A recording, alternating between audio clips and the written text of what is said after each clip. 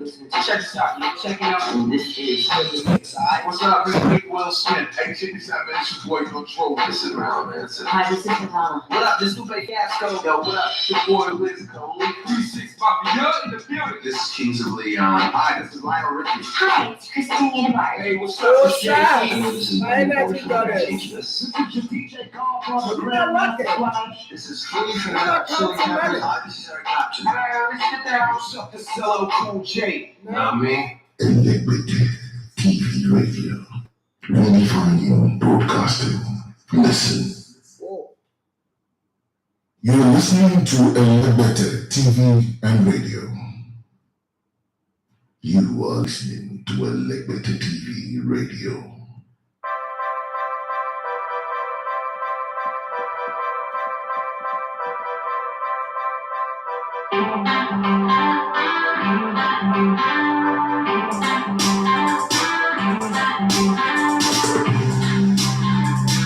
Yeah, back there.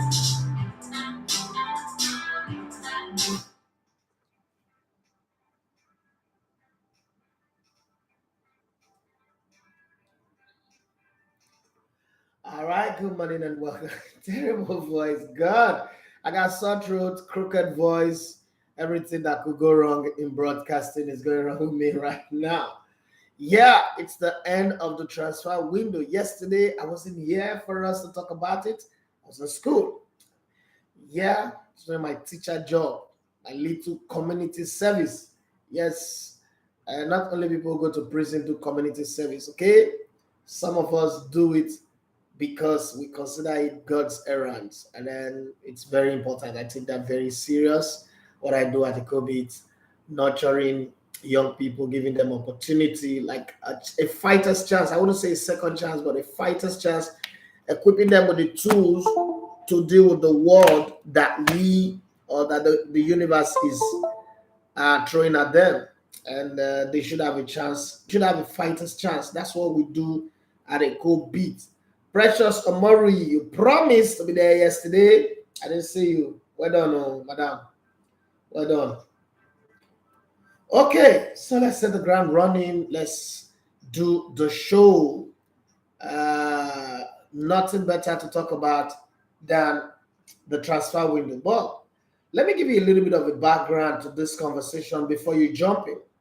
So when Roman Abramovich took Chelsea over 20 years ago, 2002, 2003 season, we all said that nobody again can come and do the things that Roman Abramovich did, spend money the way he did. But before Roman Abramovich, there was a certain guy called Silvio Berlusconi, who became Prime Minister of Italy later. Remember Forza Milan, Forza Berlusconi? Right. Now, that man introduced the era of spending money recklessly. Let me use that word, recklessly, like spending money like money was going out of fashion. Spending money like it was at Obi Kubana's mother's burial. Okay? But it didn't change anything. Like, you know, it was good because the result followed and we are, okay, yeah, this is good, this result, this is what you want to see, blah, blah, blah, blah, blah, blah. I don't know if you understand that. So it was okay. It was okay at the time. I don't know what's happening with my screen anyway. Hold on.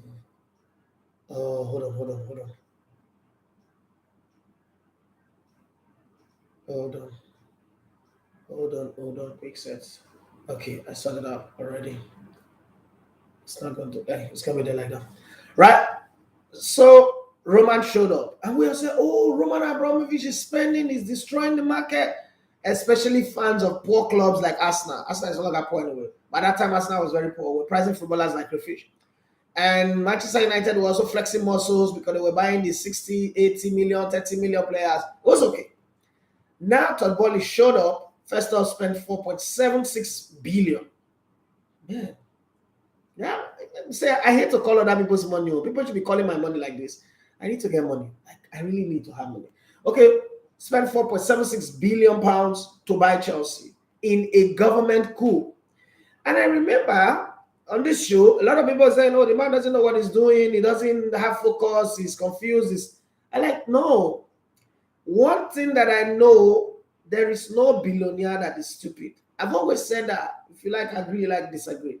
There is not a single stupid billionaire. You don't become a billionaire by being stupid. First, to become a billionaire, especially in dollars, you have to be very good strategist. You have to be somebody who's suave, who can maneuver like water. You can breeze through places, through things. You can sit here and have a million times IQ over than everybody in the room. That's what makes you a billionaire. You can outwit people in your thoughts, in your decision, in your choices, in investment and all that. So when people are like, he doesn't know what he's doing, especially when he sacked Todd Boehly, I was like, no, this guy is setting Chelsea up for what he wants. And he doesn't want people who will come. Germans are very, very like, oh, I know it all. No, he doesn't want that kind of guy. And then when he decided to bring in Graham Potter, I said, okay, this man really know what he's doing.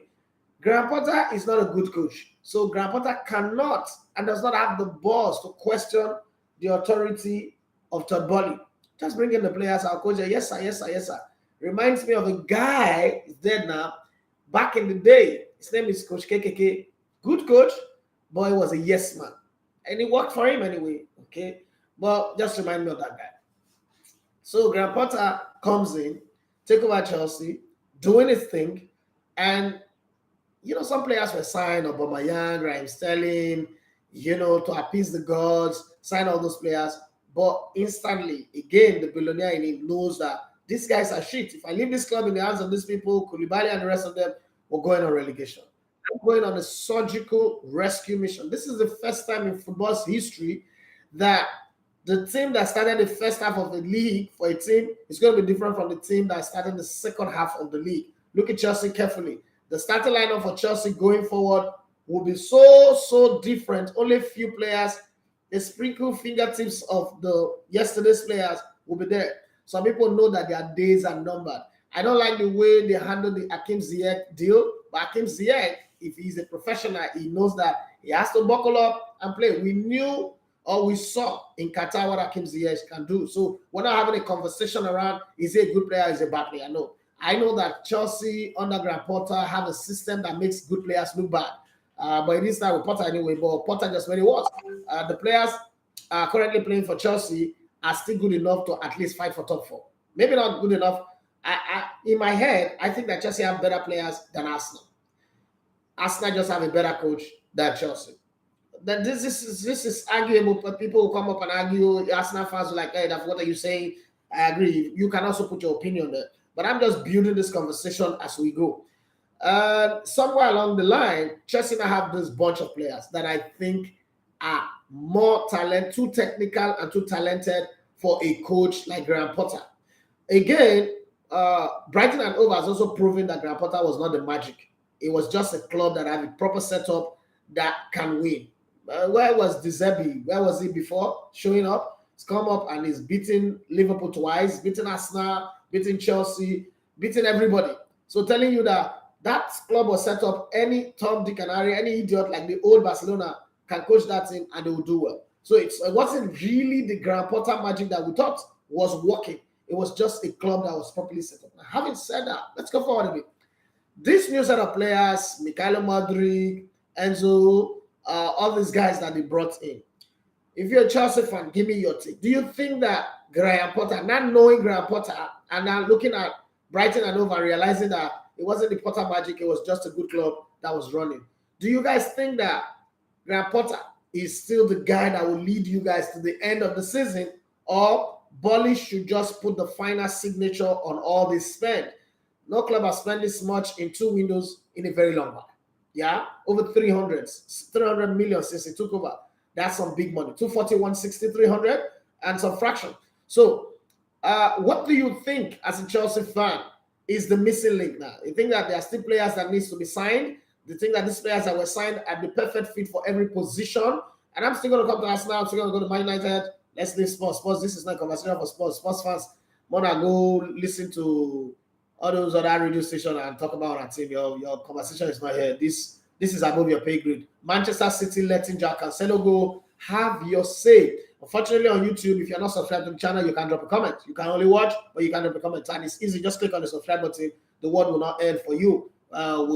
We're trying to scale up this a little bit and make it as serious as it is. I've checked every other YouTube channel in the world, and they make it restricted. If you want to join the conversation, if you like what we're doing, to click the subscribe button does not kill anybody. You don't have to pay for it. If you love what we're doing, help us to grow. If you don't want to help us to grow, we also don't want to read your comment, you can watch and stay aside. That's just the way it is now. We're not fighting. It's not quarrel. But I'd rather take the comment of the few people who are subscribed. And if you're watching, please join in on the conversation. Do you think that your club have done a good transfer? Looking at where your club is on the league table and what is the players that you added, where can this addition take your club to? For Chelsea, you guys are on 10th position. That's why I'm focusing on Chelsea, because they spend the most and they have the most number of players coming. But I'm still going to take on Arsenal. If you're an Arsenal for Chelsea, let's talk about Chelsea. You're in 10th position right now. You still have Graham Potter. You still have some of those your archaic defenders, your slow motion defenders, but you've brought some speed up front. You brought some solidity in that midfield. You're still lacking creativity in that midfield, if I must say. Do you think that this squad can take this new squad going into this, starting with Fulham? Okay, you tear Fulham apart, obviously, but don't take for granted Fulham can be very, very tricky banana peel. Do you think you guys can take Fulham apart and then go on a run that takes you from 10th to probably top 4, top 5, top 6, top 7? I'm not seeing Chelsea in the top 4. That's my opinion. It can change.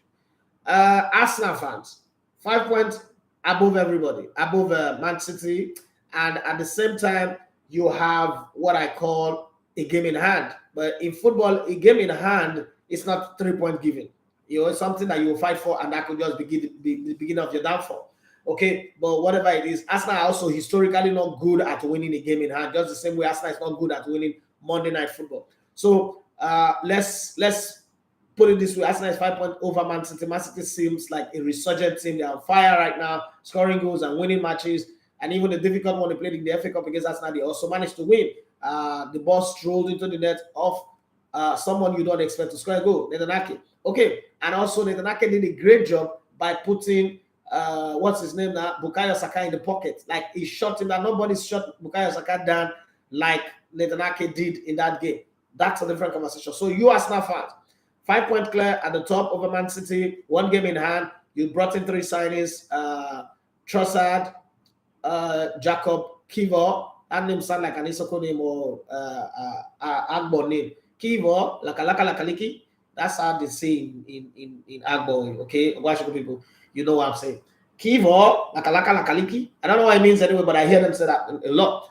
And then they also brought in a midfielder that is kind of like fading away, but I think is a good signing. And Arsenal signed a lot of terrible players from Chelsea, from dementia Peter Cech to hopeless Willian, and now this one. Of the 3 that they've signed, I still think that this Italian boy is the best that they've signed of the 3. Now let's jump to Man United. I'm going to lay all this down so that we have a conversation. I'm not going to read any news. I'm just going to back on us having a conversation today. Manchester United acted very fast. I've not seen Man United do so fast before. I think Erik ten Hag has got a very solid grip of that club, and he takes decisions, and they are very swift. Once Eriksen got injured, he went in and brought in a player that is between what Eriksen have to offer and a little bit of what Modric can offer. And a lot of people are like, oh, I'm overhyping this player.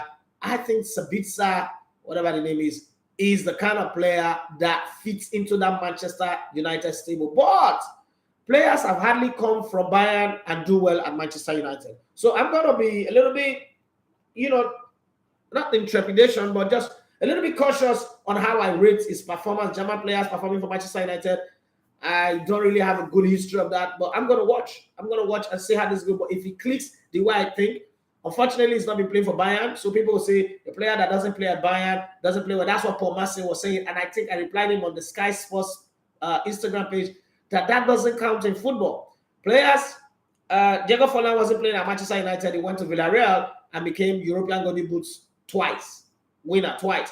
Not only that, highest goal scorer across Spain and Europe. Not only that, went to the World Cup and won the highest goal scorer award the only player who mastered the act of using the Jabulani. And the story came out that he bought the Jabulani over a year, 2 years before the World Cup. As soon as the ball came out, he bought it and he was using it to train. So he mastered it. You know how to play free kick, you know how to run with it and all that. No one I want the eyes go scorer. They say be prepared so that you don't have to be prepared. Okay, you don't have to prepare, and that's exactly what happened for him. So that excuse that Messi was giving about Sabitzer, I don't think it would work for me. I won't buy into that excuse. Thierry Henry was shit at Juventus. He came to Arsenal after 12 games. He became a club legend. Patrick Vieira was shit at AC Milan. He came to Arsenal and became a club legend. What's it called? Dennis Beckham was no longer playing for Inter Milan. He was struggling, suffering, and then he came to Arsenal, became legend, icon, and any other thing, an icon living. Okay, he became more than Will Smith. So I'm not one of those people who believe that if you buy a player that is sitting on the bench at a club, that player would come and not do well. I don't believe in that. Talent is talent. Sometimes what talent just need is a new environment to flourish. Apple don't grow in Nigeria. It doesn't mean that it will not grow somewhere else. Okay, so I try to distinguish these things so that we understand the reality of all of that. Having said that, we've also had a player who scored 22 goals in the French league who was on fire, according to them, Nicolas Sanogo Pepe, and came to Arsenal and became the worst ever football player ever seen. And we've also seen players like Julio Baptista, the Brazilian guy that came from Real Madrid also to Arsenal. I was just carrying strong face like Mokiweli Klein and carrying chest like Kudi Carrier. Nothing, he didn't do anything. Rustin Drenthe was fantastic in the Dutch league, came to Madrid, couldn't play football, came to England, couldn't play football. So we've seen all of this too. And we've also seen players that look like Legbere, where they are coming from, and they became a beast where they signed them to. So that conversation really does not hold ground for me. I still think that some of those alcohol of yesterday is still in the head of Paul Mason. I'm sorry, but I'm just going to say that. So right now, for Manchester United, you think you got the players that can sustain your top four push. There are some people in some quarters who believe that Manchester United are in the title race. I know I said at the beginning that there's a team in the Premier League that can take the title for Man City. It is Manchester United. But looking at Arsenal and the signings, and I'm very, very happy because Arsenal would have spent almost 100 million on one single player in Mikhailo Madrid. Now looking at what Arsenal got, as an Arsenal fan, I'm very happy that we could spend 50 million on getting 3 players. Jakub Kiwior, what's his name now? Why am I forgetting this Chelsea player played that? Jorginho, the Italian. And then we also got Trossard, who for me reminds me a lot of so many different Arsenal players. Robbie Perez, Rosicky, and a little bit of Santi Cazorla. And no, not Alexis Sanchez. Not going to put him in that position. But he's got some quick feet. He's got some quick thinking. But I just hope that he blends well with the team. He doesn't hold the ball too long. He doesn't focus on getting fouled. And then Hazard, Jack Grealish kind of play and focus on helping his team, releasing them fast and getting them going. Good thing now is that at least Arsenal can change that dimension from Gabriel Jesus, who would take the ball, drag you like Abetapa's my neighbor generator, and take you to the byline, cross the ball, or probably find an angle and shoot through an impossible angle, go as Manchester United, or go as some of the teams that will play Tottenham Hotspur and the rest of them. They would explain that to you. But having said that, I think that Arsenal have done a good business. So I want to hear from you. If you're a Chelsea fan, you're a Man U fan, I would have loved to hear from Liverpool fan, where's Izzy Patrick when you need him? But Liverpool actually didn't really sign anybody. And so what I would say about Liverpool is, you guys think you have what it takes to be there? You know, knowing that everybody right now, they enter on Awuto. I don't know if there's going to be a change. If you guys have gone to Oroke or what's that express road where you go to Ibadan, Moeba for that express road where they go to pray. My power must change. I don't know if you guys have gone to prayer land, prayer city. I mean, what do they call those places where people, jobless people, go to pray? Let's move on. Let me look for the church people trouble today. Well, give me your take, whether you're on Instagram, whether you're on YouTube. Give me your take on the transfer dealings that your club have done. Have your club, especially Chelsea, have your club signed players that are now way bigger than the pay grade of your coach? And if you need a new coach, I know that Zidane is in the market. Luis Enrique, we hear that Brazil wants to sign him for 51 years. Brazil has not had a foreign coach. Now they're looking for a foreign coach. I think that's going to be a disaster anyway, because if you've been to Brazil, you understand that Brazil football is reminiscence of their culture. And if you're going to come coach Brazil, you must coach them along the line of their culture. So I don't know, but let's see. So for now, it's still in the market. There's Zidane in the market. There is Luis Enrique in the market, who's another big coach that could walk in through the dressing room, the door, and command respect. Those are the ones that are readily known. And so let me just put his Spurs. Conte, is he going to continue to make excuses, or all of a sudden the one that Manchester United, I don't know, since they say Manchester United wants to sign him, he all of a sudden just woke up. I'm talking about Harry Kane. But now that transfer window has ended, we'll wait for next summer and see what goes on. Okay? And then some of those ones that slip through the crack. What would happen with Hakim Ziyech? What would happen with Moises Caicedo? What would happen with those players that wanted to leave but couldn't leave because their club were active for them? Well, I'm finding that conversation funny that Brighton are angry. You go to buy other players from their clubs. That's no problem. Why is it that somebody wants to buy a player? I mean, we just bought Trossard. We had a good deal. We shook hands. We just bought Trossard from you. And we need Moses Caicedo, and you're frowning your face. And now all those talk about, oh, we have sport relationship. I don't understand. I was supposed to be friends. And F you. Get out. Get out of here, man. What's all that? What's all those emotional blackmail that they are bringing? It's business. You want to do business, do business. Don't want to do business. Get out. Go somewhere else. There is Declan Rice or Declan's Beans or whatever it is. Well, Oluyemi on Instagram says, good morning, Big Uncle E. Good morning to you. And she said, with the way Osimhen is performing in the summer, where do you think is ideal for him, EPL or La Liga? So if La Liga comes through with Real Madrid, I'll say he should go to La Liga. EPL, there are many options. I know that Chelsea signed everybody, but they still not have a striker. So Chelsea will be a good fit for him, but not with Graham Potter. Graham Potter is a year coach. It's a Legbara, that's a Fetemeye coach. My problem with him going to Manchester United is Rashford. That's my problem with him. British people, that's just my only problem. If not, I think Erik ten Hag could also be a good coach for him because it's not just about the player, now it's about the coach. Arsenal would also be good with Arteta, but I don't think Arsenal can pay. Arsenal can get into that conversation. Arsenal will just be there and somebody will come and hijack him because Osimhen, like at this rate, he keeps this form. He doesn't get injured. Napoli wins the title. Napoli goes on to win the UEFA Champions League. Jesus Christ, I'm getting over myself. Okay, they get out the way to the quarterfinals or semifinals of the UEFA Champions League. But Osimhen is top goal scorer in Italy. That player, minimum, to have a conversation, to start a conversation, 150 million. I know Aurelio De Laurentiis is not a man who will take it easy. Well, Osimhen is not Gonzalo Higuain. Gonzalo Higuain scored 36 goals for Napoli, and it was sold for 89 million to Juventus. But let's try and understand this very well. The thing is, Osimhen, if Osimhen wins, let me not use if now because Napoli winning the title is no longer if, it's when. Okay, when Osimhen wins the league title for them, the way it is right now, they continue to play like this.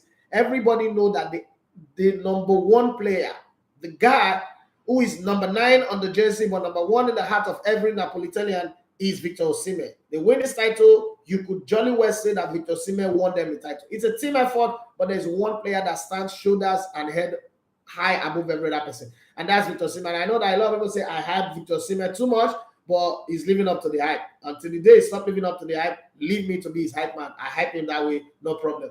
And those low-brainers who say he give me money, I don't understand. When I hype Messi, I think Messi give me money to Cristiano Ronaldo or the Ten Hag or Arteta that I hype. Nigerians are very, very funny in the way they reason. But if he wins, when they win the league title and he's top goal scorer, probably, hypothetically, this one is off my crazy head and my stupid head, they go on to win the UEFA Champions League. Aurelio De Laurentiis will not even sit down in a conversation if the money is not 200 million.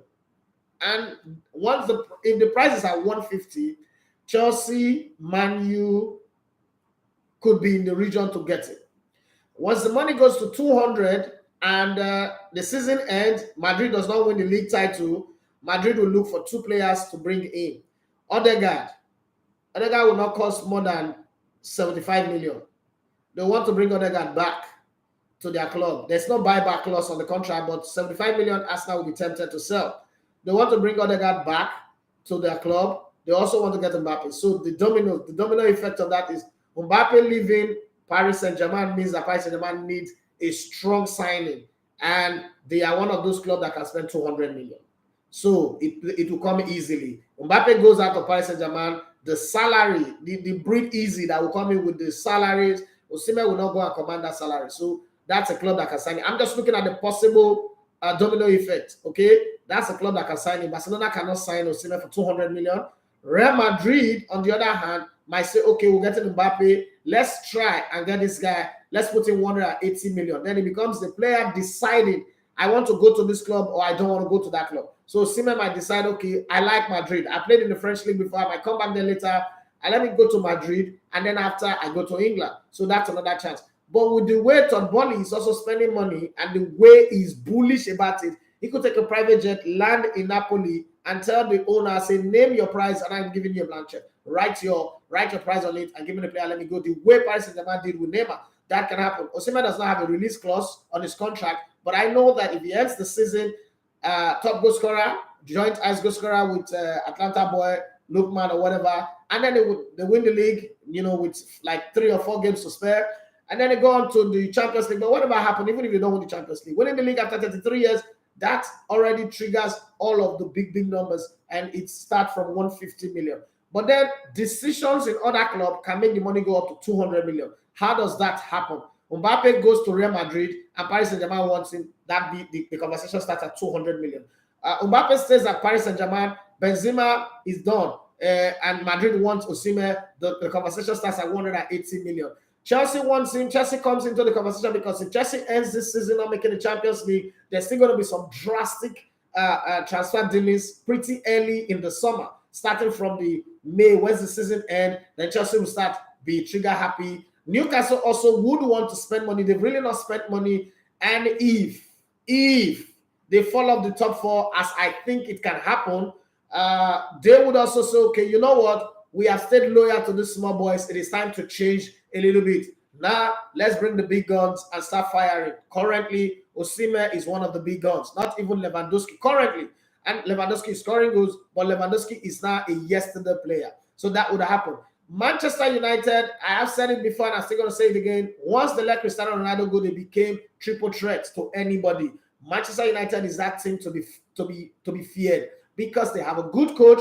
They have a crop of players who want to prove a point that Cristiano Ronaldo was stifling them. And again, all of a sudden, Bruno Fernandes is playing the game of his life. It's too bad Eriksen, who's the stabilizer linkage between defense and midfield and attack, is out injured. Very, very sad. I'm not a Man United fan, but I don't want to see them go, lose good quality player. I want to watch football and enjoy football. The only club in the top 4 right now that doesn't have, there are 2 clubs. There are 2 clubs that doesn't, one is Eddie Howe of Newcastle. I don't still think that he's a great coach. I know he went to go learn a lot from Diego Simeone. And the other club that doesn't have a good coach at all in the Premier League is in number 10 position, Chelsea. They have no business being in that position. The kind of money that they spend, the kind of players that they have, even if they didn't sign these new players, they have no business being in 10 position. But I think that they have Legbere coach, and that's the result that they're saying. But all that said, you would also have to pity Chelsea a bit. If you have the kind of injuries that they have, any club that have that kind of injury will have a problem. Now, I've not mentioned Man City since. A lot of people send me messages and say, is it stupid of Pep Guardiola to kick João Cancelo out? I've been a coach. Not at that level, but coaching, one thing I can tell you for free is coaching is the same at any level. And my brother is on this video, so he could testify. Yorokiri Emmanuel. He will tell you this carefully. He was fired by me. Am I proud that I do it? I did it. Would I do it again if the tables I thought? Honestly, I would do it again. Because he had no career that time. He thought, oh, my other brother. This is the same amount. My other brother is a coach. I can go as I like. People are jogging. He's always at the back. Comes late. I get to the field before him. I'm like, the boy don't know what they do. So he's messing with my dream, and he thinks it's okay. I fired him. The thing about coaching is not a democracy. It's not negotiable. Yes, coaches can listen to you. You can talk, but it's not a democracy. I always say to players, every time you wear that shirt and you're playing, somebody's sitting on the bench. The day I decide to put somebody on instead of you and put you on the bench, shut up. Don't come and question my decision. I have 30, 35 players to please, and I can please you only.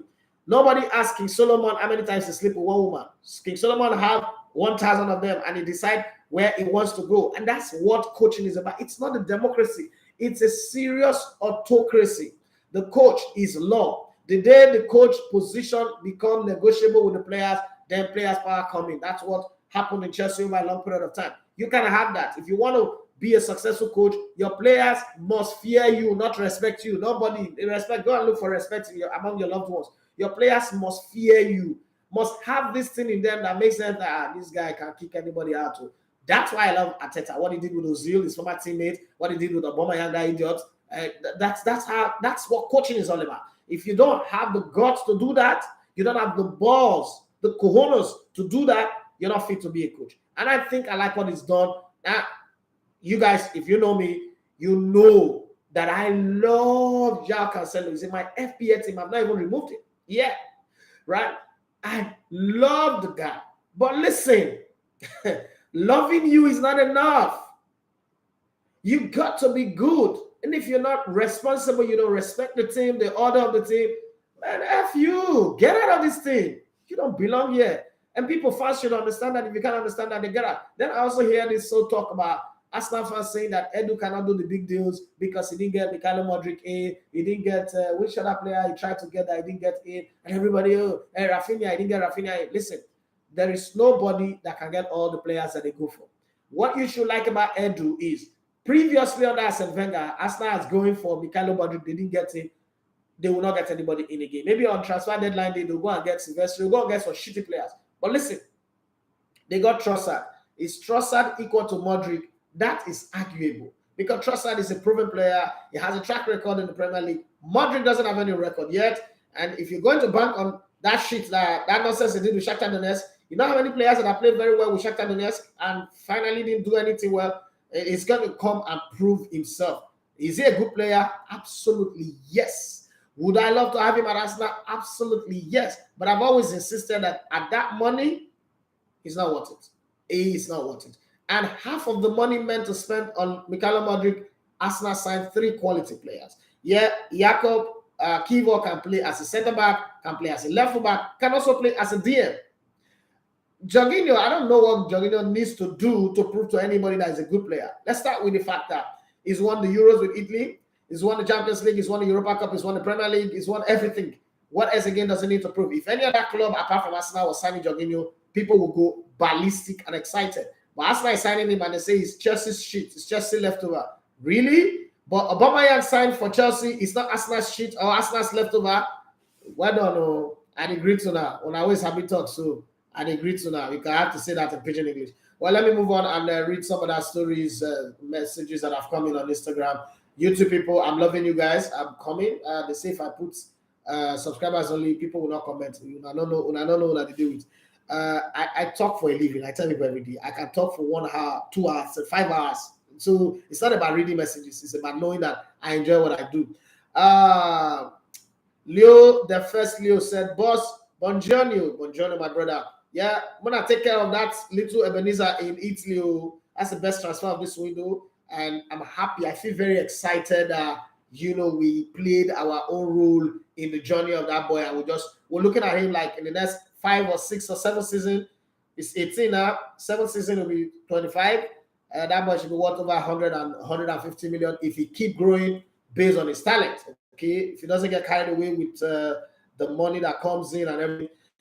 You guys will watch the full documentary very soon. We'll try to give Remo Stars a good head start. Where this is not normal in broadcasting, everybody should rush to the market at first. But I'm trying to change the game. I'm not trying to make everything about competition or fighting people, burning bridges, making enemies. Let me give them their media team the right to put out their video. 2 weeks is what I've given them. If they can't put out anything in 2 weeks, I'm going to put out my video. It doesn't matter whether it gets many views or not. I'm talking about that. Some people send me some messages on my DM. I'm going to try as much as possible to read them if there's time. There's still time anyway. There's still 25 more minutes to the end of the show. So let me be fast a little bit. Leo the first Leo says, boss, buongiorno to you. You are spot on Osimhen. Thank you very much, bro, for that one. And please, you guys should show him plenty of love in Italy. I know that not everybody would support Napoli, but he's our brother. Like I always said that, listen, one of the ways for Nigeria to be great, America have 188 billionaire, right? Yeah. No, the world have 188 billionaire. 80% of those people are from America. So you see, those things also help to the hype that the nation have. We need superstar. Brazil, the way Brazilians are prized is based off of the previous performance of many of their players, from Pele to Zico to Socrates, Romario, Bebeto, Ronaldo da Lima, Rivaldo, Ronaldinho, and the rest of them. So any Brazilian, you felt there's a peg. I can confidently say that Terry Murphy, Paul Onuachu, all those Nigerians that moved this window. One that suit me the most anyway is Tolu Arokodare that was signed to go and replace Paul Onuachu. Is the performance of Nigerian players in this window. Osimhen scoring, Ademola Lookman scoring, Paul Onuachu scoring. Now everybody say, you know what, we'll get to Nigeria and they will do well. If we keep, like, Nigerians keep doing well like this, it will open the door for other Nigerians to come. You go like, just go to Nigeria and go get a Nigerian striker, a Nigerian midfielder, a Nigerian defender. That's how it goes. But if they start dwindling, they are not doing well, nobody's going to sign them. So we also owe it to ourselves to be able to hype them when they are performing. When they are not performing, we can criticize them, right? But when they are performing, let's give them a little bit of hype and push, especially this social media. If they are training every day, people know, okay, they're talking about these guys are good. Let's give them that push that they need. And I think Tolu Arokodare will be a game changer. I think that in the future, that guy will be one big brand that everybody will be talking about. That's my prediction. He's got to use his playing to live up to the hype. I also think that this Ebenezer that Inter Milan have signed now, proper coaching, proper guidance, and if he's allowed to play in that midfield position and they don't shift him to the side or wrong position, it just might be the future Luka Modric or something better, or Manuel Cuesta. So let's just hope. I don't know if Inter Milan have a tradition or history of developing young players, but I'm going to keep my fingers crossed and see how it goes. But from what I've seen of that boy is a bundle of talent. Let's just watch and see. And it's pretty very, very young. It's one of those players you can't say they cut his age. It's really 18 years of age. Shy, slow talker, and a very good player. Let's see what comes out of him. I think it's the best transfer done in this period, talking about the price tag and everything. And good one for what, when you see Kole Shoname invest that much in football in Nigeria, your prayer is always that every window he should be able to sell player and recoup money. And this window is moved about 6 to 7 players. Portugal, different places, and then this one to Inter Milan is good. And we cannot fail to also say massive thank you to ATFA, Alex Anago, the president of Alex Transfiguration Football Club, because if he didn't take them to Viraggio Cup last year match, this whole deal wouldn't have happened. So plenty shout out to him and thanks for what he did with that team. We cannot forget what he's done. Even though we're at war, but we should still appreciate when people have done well. Yeah, Akbaz Baba Semingo Bros, Reverendo, happy to be here again. Precious 70K001, he said, boss, good morning. We are Nigerians. Don't celebrate Paul Onuachu the way we are celebrating Victor Osimhen. Paul is also scoring. Nigerians are celebrating him. If Victor Osimhen was scoring goals in Belgium and not moving, nobody will talk about him. The reason why we're celebrating Victor Osimhen is practically because he's playing for a team that is not even meant to be in top 4 in Italy, and they are leading the line, and the result is the reason why we are celebrating him. Paul Onuachu, if Victor Osimhen was scoring those goals in Belgium, Victor Osimhen played in Belgium and played in France, he was scoring goals, nobody was shouting about him. That's for 2. Paul Onuachu does not. When was the last time you saw him make any post on social media? Paul Onuachu is not open to people having a conversation with him. How do you hype somebody that you're not having a conversation with? Sometimes you need to have a conversation with people. You need to know them, their state. If Onuachu is not talking to you, at least his handlers should be talking to you. So if he wants to be quiet, then we'll leave him. That's how Tony Wakame wanted to be quiet. Everybody let him be. It's not by force. The thing about it is if you put yourself out, my mom used to say, "I became carry a hand up, my parents will carry." So it's a big deal for us in the media. If you want to be conservative, we'll let you be conservative. If you want to be out there talking, then we also have to talk with you because we're in the talking game, right? We play with words. And if you want us to describe you in the most glowing words, then you relate to people. It's not about money. It's just about being accessible. We can't just form words. We have to have a quote, a conversation from you. Victor Osimhen is a conversational person. And then he does this. You that is saying about Paul Onuachu, let me ask you this question. When was the last time you watched a Paul Onuachu game in Belgium? When was the last time you go to his social media handle and you see the goals? That's all these goals that was scoring, they're like audio goals. They're like Benin Boys money. They never get money. All of them are all bus drivers. Benin Boys money are no best, but that's just the truth. The bus drivers with big speakers in their boot. They're not get money. Like Benin gets with their abroad. They're not get money. Just the social media, it doesn't say they sabi for corner. Sabi do this one. Right? Now they sabi. So they're audio money. Paul Onuachu's goals are audio goals. They are not tangible goals. Until he now is in the Premier League, we will see. We will not judge by the goals he scores. We'll start having a conversation around it. It's not like people don't want to hype him. He's just a guy who doesn't want to be hyped, and it's his business. Leo came back again from Italy and he said, "Boss, As an Arsenal fan, I like the transfer business we did, and I believe in the summer we will do a better. Do have a better day. Thank you very much, you too. The senator, where have you been? It's been a while. He said, don't mind them. Giroud signing for Chelsea is not shit. Don't mind the useless people. I want to sign Chelsea players, so they would go sign their reject. What of our own will they decide? Victor Malalu, it's been a while. Where have you been? He said, good morning, Elevator One. Good morning to you. I was missing in action for a while. What happened? Where have you been? I hope you're okay. I was beginning to get worried, like when I didn't see you for a while. Well, let me go to YouTube and see. Whoa, it's like I should have done this a long time ago. Only subscribers can comment. It's so sweet. Yeah, Oduni Remileko was the first one here, and he said, good morning, boss. Good morning to you. Nessim Amoike, I hope I pronounced that name well. First time I'm seeing you here. Omoike, I hope I pronounce it well. If I don't, please, I'm sorry. Forgive me. I know that Nigerians like people pronouncing their name very well, correctly, accurately, unless if it's a Igbo man that is pronouncing this wrong. We can take Ibechuku as I, we don't mind. We can take Ajiboye as Ajeboye, we don't mind. But if a Nigerian pronounce their name wrong, they always almost want to fight you. But I hope I pronounce the Omoike well. He said, good morning, great man. Good morning to you too, your greatness. Oduni Remileko say, up gunners, I love this, your jersey. It's old now. You can come to the studio and pick it up if you want to. But the Emirates not pillow. Sam, it up here. It's not up here. If you want to come and take it, I know that there's already one on the road coming for me from Hybrid and Roland. I'm just waiting to get that one. My younger brother, best brother anybody could ever ask for. Eurocre Emmanuel says, Mr. Wawa Boy. I hope I pronounce that well also. Mr. Wawa Boy said, nah, coach, we Chelsea won. Potter and a scam. John Terry would have been, if you guys employ John Terry, you relegate. Would have been a better coach. I don't have confidence in Potter.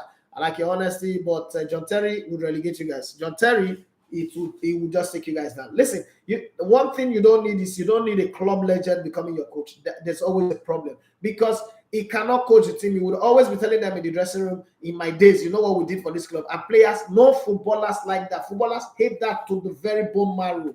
Like, that's why Olise failed with the Super Eagles. Olise is a great coach. If you sit down with Olise talking football, I mean, there are 6 people employed all over the world to be FIFA Technical Study Group along as a beggar, and Olise is one of them. It tells you that he knows a whole lot about football. But the thing is, Olise spends too much time fantasizing about what he did for the Super Eagles. And I keep saying that. Like, that's the only problem he's got. And I understand. I mean, the best era of the Super Eagles ever happened to be the era that Olise played in the Super Eagles. That's why I'm saying that Olise is the all-time greatest player to ever play for the Super Eagles of Nigeria. And people might not agree. And when they call Okosha and I say Okosha is shit, people say I hate him. No, I don't hate him. Olise is the greatest player to ever play for Nigeria. And that includes Shego Debami, whoever you are, Idowo Tubusu, Teslim Balogun that we did not watch and play, that they told us many lies about, and that the logo about your left leg crap. The best player to ever play for the Super Eagles is Olise. And as a coach, he's got a coaching brain that not too many people have in Africa. But you see, the thing about having that brain is that you got to put it down practically. I have a younger brother who's a better sports person, like talking sports, than I do. My mother's last born. I don't think there's anybody who have a photographic memory like that guy. Probably Emeka Yadike. But you see, the thing is, having something in your brain and being able to convert it into real action by practice and doing it every day is another thing. I don't think he can articulate his thought like I do because I went into the room to practice it and I did it for years and now I've mastered it. That's the difference. So somebody said, mentally, I don't think there's anybody on his level. But he cannot divorce himself from being that great Super Eagles player whose era heralded the qualification for the World Cup, winning the Nations Cup, playing in the finals again and losing to Cameroon on penalties with Vivek Poma putting his hand on his head, winning the Olympic. Damn, son of this, you God. But when you come to players don't want to hear what you've done. Players want to see how you can make them better than you. For as long as you are the big elephant in the room, players want to fall your hand. That's how players are. That's how they are. So you must show them how to be better. That's why people like Jose Mourinho are better. That's why you will never hear Pep Guardiola say he was a good player, even though in his day he was one of the best defensive midfielder the world ever seen. Slickiest, simple, no hard tackling. Sergio Busquets is a replica of who Pep Guardiola was in his playing day, but he never mentions it because he knows that the day he mentioned that, and this is why sometimes I think that black people are more brilliant than white people, but white people are more intelligent than black people. There's a difference between being brilliant and being intelligent. Being brilliant is in knowledge assimilation. Being intelligent is in knowledge application. Now, you know how we grew up, they say that knowledge is power? No, knowledge is not power. Application of knowledge is power. There are so many people, if you stand in front of a newspaper stand, there's so many knowledgeable people. They're very, very brilliant. They know everything. They know when Nigeria was formed. They know the cloth that Flora Shaw was wearing the day she said they should call Nigeria. They know the cap, the history stick that Mongo Park was chewing when he came to the Niger.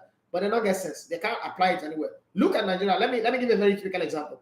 Nigeria have more people with doctorate degree than any other country that you know.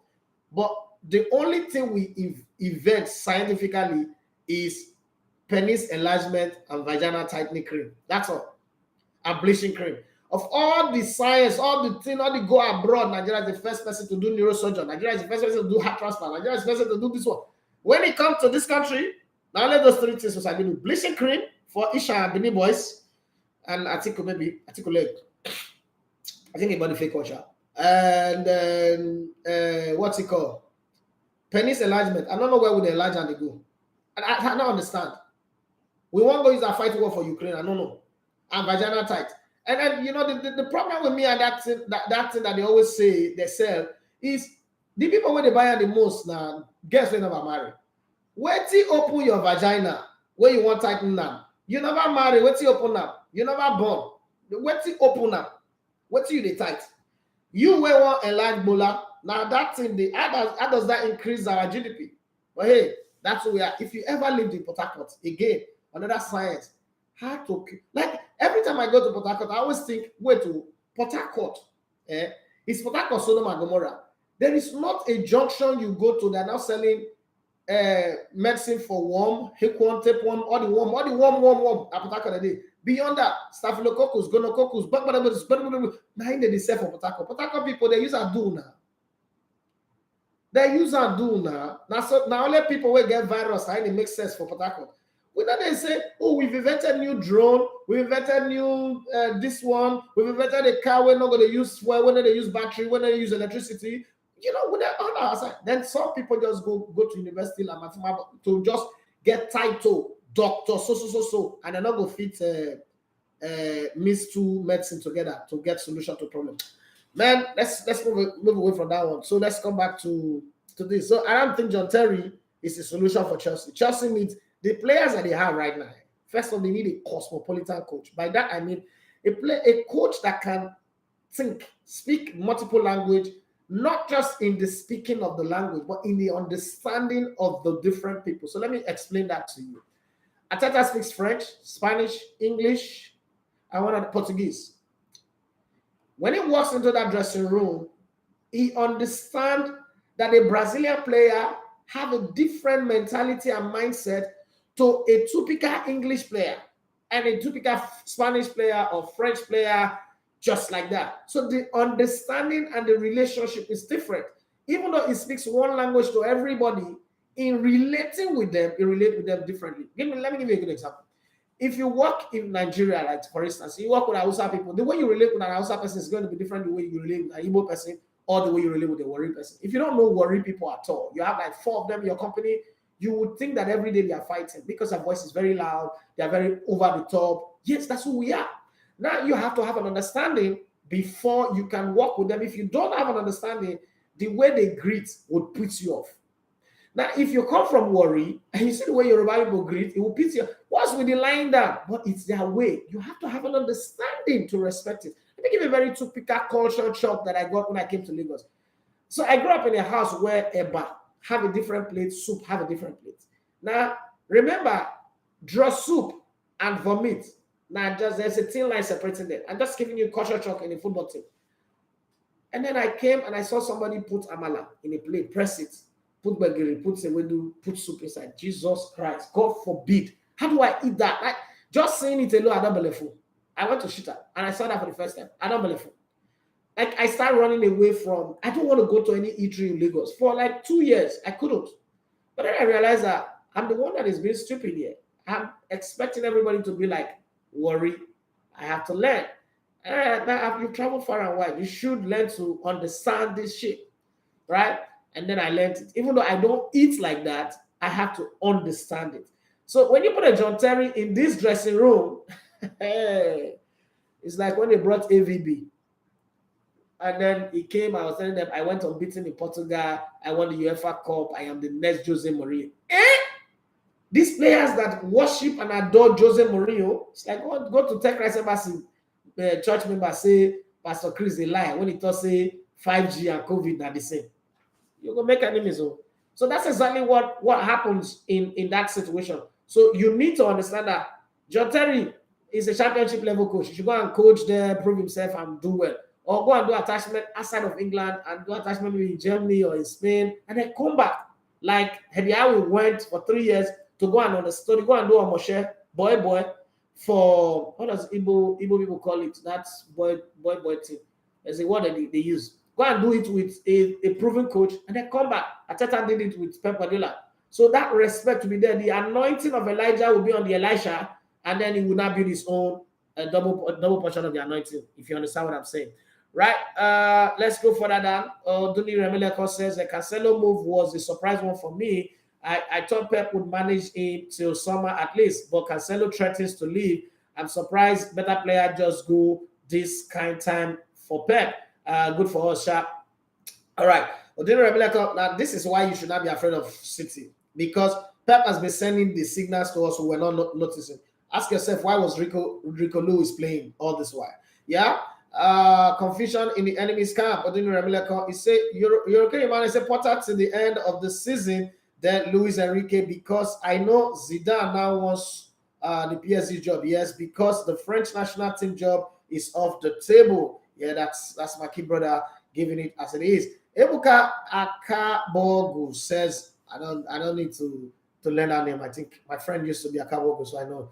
Arsenal also did a great job restricting De Bruyne from playing also, but they won. So Arsenal also did a great job restricting De Bruyne from playing also. Johnny Gaffa, I said, send me a message. I need to have a business conversation with you. Send me a message in my mail. I tried to get to you. I don't know how to do it. So if you know how, send me a message in my mail or go to Instagram and send me a DM, and then we'll have a conversation. Johnny Gaffa, it says, do you think Onuachu will be able to handle the pace and intensity of the Premier League? Onuachu does not have pace, but he's got height. He's a boxman. He's a Peter Crouch. He's Alan Shearer without the power. He will score goals. But my fear, I was on the radio in Ghana. Somebody called me on the radio show in Ghana, and they asked me if he can bail them out. My fear with Onuachu is not Osimhen, who goes back, takes the ball, and run. Right? Onuachu is a wait for the ball, Rashidi Yakini, wait for the ball, deliver to me, and I'll score. Now, does Southampton have the players that will deliver the ball? Do they have ball carriers? Do they have a Clarence Seedorf, a Luka Modric, a Peter Crouch, Tony Kroos, that will deliver the ball to Onuachu for him to score? If you create chances for him, obviously, every 3 chances he gets, he scores 1, right? Or say every 5 chances he scores 3, right? If you create those chances for him, he will score. But that's my only fear. Moving to a club that is struggling, that would 80% of the game they would be on the defensive. I fear for him. He might go on relegation with them and then maybe bounce back immediately. But I like the fact that he's now out of the dungeon of the Belgian league, and now he's in the Premier League. Every Nigerian player that have come from Belgium to the Premier League, I've also done well. Celestine Bayero, Daniel Abula Wakashi, and a few others I've also done well. So I'm hoping that grace will follow him. Johnny Gafai said, happy he finally got his big move though. Me too, I'm happy. Nelson Moike says, when he decided to sack Thomas Tuchel, you mean? Yes. Yorokiri Emmanuel, he said, I can't wait to watch that Sambisa Forest guy play for United. Jesus Christ. God, worry people and bad math. God. That's how I get bad math. I told you guys that I have dozens of them in my house, and that's one. Johnny Gaffa, he said, you see your boy Folari banging goals in France. He is as good as Nketiah, in my opinion, if not even better right now. But I think he still need one more season. After this season, next season, he should do one more season there, establish himself, and then we'll call him back just the way Arsenal did with Saliba. Saliba is one of the best signings that Unai Emery left for us. Divine Tonke, it's been a while. He said, good morning, boss. I must apologize to Todd Boehly. I wasn't familiar his game for me. This winter window is the real window. I still don't trust Potter, but like you say, he is the perfect yes man. Yes, they will sack him later, but nice man. I told you guys not to blame Boehly. Boehly is a billionaire. Billionaires hardly get it wrong. Okay. The Olarawaju said, good morning to you. Arsenal seems to have done well in the market this time. Chelsea might be preparing towards next season. I agree with you. And then Divine Tokoye showed up again and he said, a yes man is what Todd need. We still need Osimhen and a good DM. If Jose was still Jose, I would have wanted him to replace Potter. I don't know if Zidane and Enrique will go along with Todd's biddings. Well, if they don't make the top four this season, he would have to like bend his rule a little bit and give a coach that will come in and superimpose himself. Johnny Gaffar says, I think only Chelsea can afford Osimhen, in my opinion. Okay, I can't see United paying 150 million. Me too. For a non-English player, I agree with you on that one. Divide, okay, say I agree with you, Johnny Gaffar. NHL Format says this English press they are saying that Potter will get it right with all the players they bought. Chelsea should not expect anything from Potter this season. Well, if Todd like 15 or okay. Ola Matthew, it's been a while, man. He said Osimhen can go to any team but not Chelsea. Strikers don't thrive at Chelsea. Definitely, you might say that, but that's not absolutely correct. Okay, Diego Costa was a striker. He thrived there. Didier Drogba was a striker. He thrived there. And you can't tell me that those two didn't do well. They did excellently well. One Champions League, one league title, one Europa Cup. So you can't just say strikers don't thrive there. And I don't think that if Osimhen comes in with these kind of players that are willing to feed him, this team is reminiscent of that team that Jose Mourinho had that had Edu Johnson and Ian Robben. This team just needs a striker that will feed off all the supply. This team is a team to be afraid of. They still need to beef up their defense. I think that Koulibaly is a waste of money. My opinion. I'm sorry if you guys don't like it, but I think it's a waste of money. I think it's he's an elephant player. He's slow. I think that when your best player is a retiree, a pensioner, like in defense, like Thiago Silva, then you have a problem. I also think that midfield need proper rejigging, and maybe the next window would determine that, in my opinion. I might be wrong. Okay. Divine Tokoye said, I wish we had Eric Tehacha. That's where I envy Man. Man is a great club. Johnny Gaffar said, Osimhen value is 120. In my opinion, 150 mark should be reserved for elite players only. And I think that Osimhen have entered the elite level, and I understand what you're saying. Listen, I'm not arguing with what you're saying. I understand what you are saying completely. But you see, the thing is, once you can lead your team to win the league title, right? Once you can lead the goal scorers chart, if he ends this season winning the title, is elite. Because take for instance, Harry Kane is elite player, even though he's not won anything. He's elite player because it's shown that consistency. Has shown consistency in his rise, and that gives him the right to be elite. But I also understand where you're coming from. I do understand.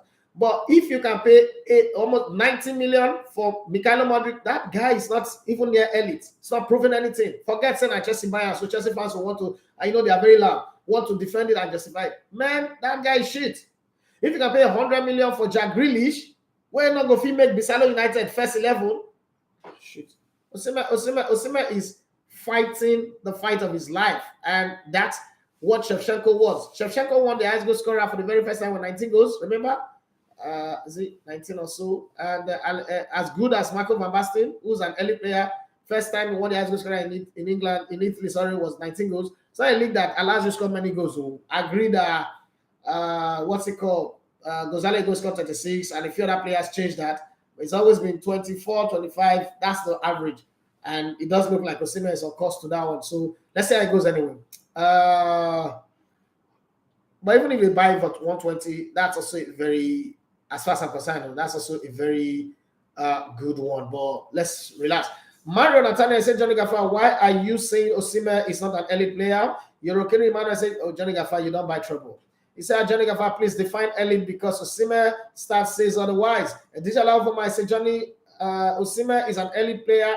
Right now, he is in the top 5 strikers of the world right now. Oluwadare showed me say if Osimhen was a European or South American player, you would have been Hearing heavy valuation and speculation. Oluwadare showed me, he said last, he may not command this 120 plus, even after winning everything. If Osimhen, I'll bet you, Osimhen wins the top goal scorer award in Italy and Napoli wins the league title, nobody in the world can pay below 100 million. Do you know how much Napoli paid to get him? I don't know what I see. This is how the valuation of a player. Osimhen signed an 8 years contract with Napoli, in case you don't know. The valuation of the player is contract duration as against the salary that he earns. It's one of the highest earning players in Italy, 100,000 euro a week. That's what he earns in Italy. Now, if you pull that, it's done two. This is the third season, so it's got 5 years to go on this contract. So amortize that one a little bit and just say each season you put 30 million in each year of his contract. That's salary plus transfer fee. That's already 150 million. Nobody is saying this because his name is Victor Osimhen, because he's Nigerian. We're just saying the reality of our contracts are negotiated. Go and ask agents or any intermediaries to explain that to you. So if you put 30 million per season, Victor Osimhen is even close to 45 million. But let's put it to the barest minimum.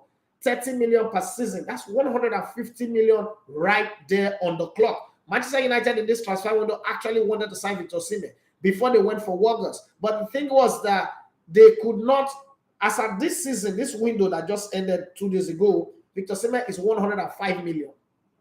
So if you think it's not going to be 120, and I don't understand what planet you're from, and it's not because it's Nigeria or anywhere it comes from. The fact is, the term of his contract and the salary ends. If it was any 35,000 euros a week, you would say they would sell it for 50, 60, 70.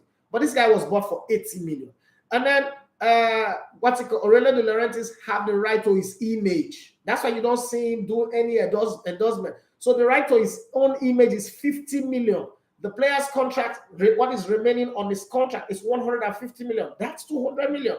We're not cooking up these numbers from anywhere. We're cooking up the numbers from the reality of what is on his contract. So in case you don't know that, you have to learn. Don't say he will not get there. Aurelio De Laurentiis is a man who drives a hard bargain. And what more hard bargain can you drive when a player helps you to win the title and it's clear? Okay, it's because they used to say it doesn't score a big game. He scored 2 goals against Juventus and made an assist.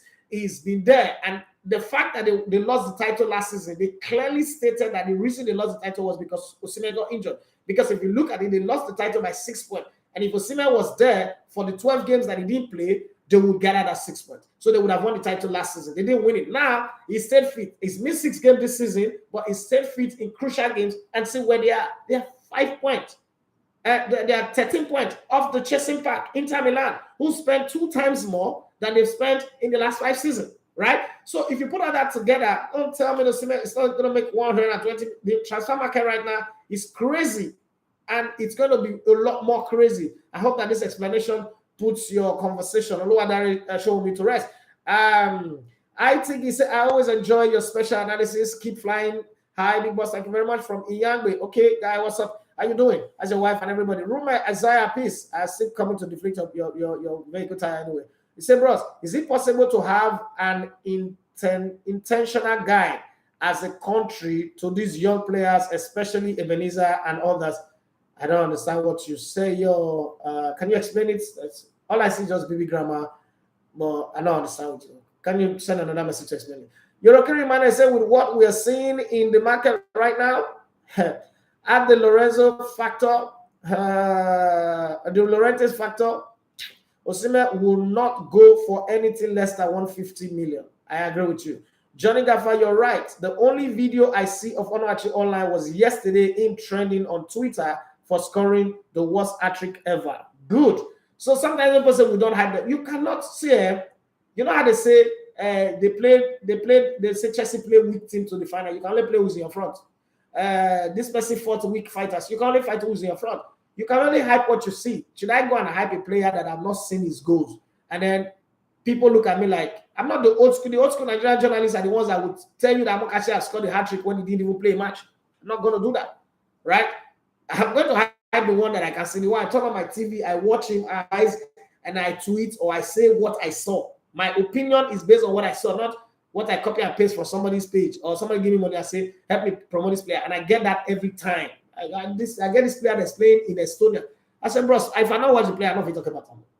I have this player that play in second division in Israel or in Egypt. Send me a video, though. Send me a video where they play match for primary school. Say make a hyper because you want to send me $400 or $400 key you there.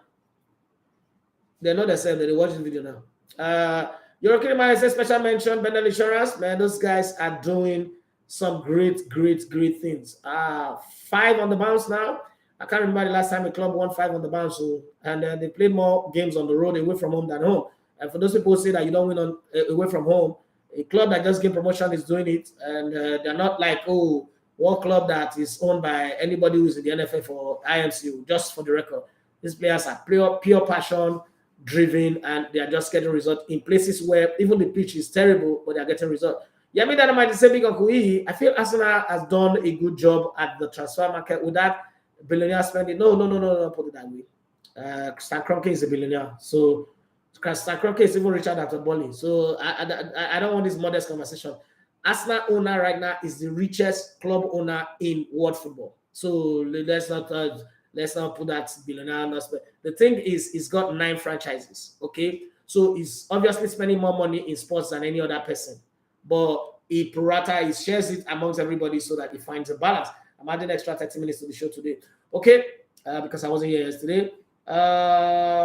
Without a billionaire spending owner who can move mountain to get the desired. So yes, those 3 signings are key. And I also think that the next few months and what Arsenal make of the season can help convince Kroenke to invest more into Arteta and the squad. The team will become profitable again, I believe. Roma is saying, bros, as only said, done well coaching other teams. The few chances gotten is done well. See that. So there is coaching, there's tactics, then there is attitude. The man is learning from you. I am not the guy that I used to be 20 years ago. 20 years. So the people who know me worry. Let me give you a very good example. The people who know me worry will be aghast, will be mad to know that I worked in Brilla for 13 years. I'm not that guy. Anybody who know me will tell you, 6 months I don't resign. I'm the king. Like, it used to be a prayer point in Assemblies of God Church, Warri One, like the prayer band. They used to pray against my temper. I walk away from job. Like, if you give me nonsense, I walk away. If you ask me to lie on your behalf, I walk away. If you ask me to defend something that doesn't make sense, I walk away. You know, but then I worked in the company for 13 years. Till today, it's still, to me, it's still a surprise to me. Like, me, sat in front of eye service like this. You watch people, they do eye service, and I'm still there. People change. I'm not going to say that it's not, and every time he says lost a coaching job, he's not lost it on the result. That means he's not a bad coach. But it's got attitude problem. We're going to look at those parts and say, this attitude, he can deal with, he can get over. David Simoni started too with a very, very bad attitude. Still have it, but at Atletico Madrid, he changed. He turned that attitude into a weapon that helped his players. Recently, those weapons is no longer working, but for a time, he turned that attitude into a weapon. Pep Guardiola's got a crazy attitude problem, but he knows how to weaponize it just the same way Nigerian politicians know how to weaponize poverty, right? And turn us into idiots and zombies, right? So it depends on how you channel it. Everything is energy. Now, how you channel that energy is really the thing about life. Somebody asked me one question the other day. How do you go through all these things you're going through and you still come out with a smile? I have discovered how to channel my energy. I was always like this. I was a guy that was filled with anger, frustration, hate everybody. I told you guys a story of one day I went to go and buy poison. I wanted to kill everybody. My younger brother is watching. I'm like, oh, really? Yes, I wanted to poison everybody in my family with diabetes. But unfortunately, God so make it that since I was born, my family has never eaten food the same time once. Like all of us sit on the table, the way you people, hey, mommy and daddy ever sit on the table, it can never happen in my house. No. We are not that functional. It can never happen. You don't get any hungry, the beat us rich. We don't eat at the same time. So that didn't work, right? But this is me now. If it has happened, then this guy would never be known. That guy will be known. So people evolve. Olise, I've also worked with Olise. I've tried to reach out to Olise before. Now we're very good friends. There was a time where Olise would spit on my face. Yeah, it would insult me and shout out. People change. I remember when my first encounter with Oluka Rabo, who I'm not treated like a father.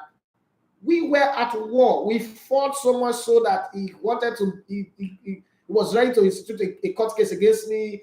called my former chairman to sack me. I was like, man, I die with you. And I told him straight up, like, if he sack me here and you war social media, I'll kill you on social media. But we're best of friends now. So people change. People get to understand situation, understand people, and people change. There are a lot of people that I fought against or that fought against me many years ago that are now on my side. I'm not saying the same thing that I'm saying about branding, about changing Nigerian sport, focusing on storytelling. Some people still don't believe in it. Some people still think I'm stupid, but it's changing. So this, I can't put Olise of yesterday to trial for today. In life, there's statute of limitation. Some things have to pass. Even Bible says that all things pass and what things have become new. So we have to look at that from that. I think that Olise, I've listened to him, I've watched him. Remember, I have coached, I played, I've seen the game from a different angle. If I sit with you 5 minutes and you talk about football, I can tell where this is heading to. Again, I don't know anybody in the world who's been more accurate than I have been since 2004 up until now. So, and that's for the public. I've been like this since forever. But let's say for the eyes of the public and the eyes of the media. So if I say Olise is a good coach, I think I'm a pretty much very good judge of character to be able to say that. But he needs to mellow down on himself, putting himself forward. He should put the players forward and let them be the king for once. But it's hard when you're somebody Olise anyway. It's hard. And then you're African and Nigerian and that. It's hard, but we'll see. Greg Okonjo say, good evening, bro. Enjoying the way you analyze football. Generally, you are spot on. Thank you very much, boss. Appreciate. And Yorokiri Mano say, Arsenal fans are the ones scrutinizing the Jorginho's deal, not majorly outsiders. Arsenal fans have become a little bit arrogant and rude lately. And I see their comment, especially on that AFTV, and I'm like, God, when did you forget that for 19 years you have not won anything? And all of a sudden you're so entitled, you're so feeling like you should win the title. Like the season is not even won. 19 games has been played. You could go 5 games without a single win and you are out of the top 4. But the arrogance, I'm an Arsenal fan, but I think the Arsenal fans, a lot of them are becoming too arrogant, and it's making us ignore the resurgence of Manchester United, the possibility of Man City being the defending champion, and they can do and undo the kind of players that they have. Okay, all they just need, they don't need to sign players. The players just need to refocus and say, you know what, and it happened last season. Man City almost lost the title. Last minute against Aston Villa, you saw Ike Gundogan came in, even though it was Andrea season, like, I just want to win this title. And they won the title. So they have that kind of quality. Arsenal have only a first 11. The fans are, Arsenal fans, that Arsenal fan TV is making Arsenal fans think that they are Real Madrid in the Premier League. I'm just watching anyway. Chizoba Justice say, wow, I'm learning something now, not only in football. Chizoba Justice say, PH, every junction is prostitution. Oh, thank God you know. Emmanuel Yorokiri say, personally, I think Paul Onuachu move to St. Mary's is the wrong one. He needs a top agent. He doesn't have an agent. That's that agent we get a move. All those are parasites, they're not agents. Roman Isaiah Peace, he said, bros, you knock this penis enlargement thing well. COVID come, we couldn't do anything but enlargement and tightener. Now where then the CEOs? I don't understand. They just think that everything about Nigeria is about sex. Everything, you know, when I see the advert, I get pissed. You know, go to Japanese or Chinese social media, you see what they are doing. So 10 years, 15-year-old inventing things, gadgets, robotic, AI, artificial intelligence, discovering new technology to study the stock exchange market, forex, and the rest. We are doing penis enlargement. When you they enlarge and they go, Jesus, vagina tight. You will not see the ambassador, I tighten my vagina.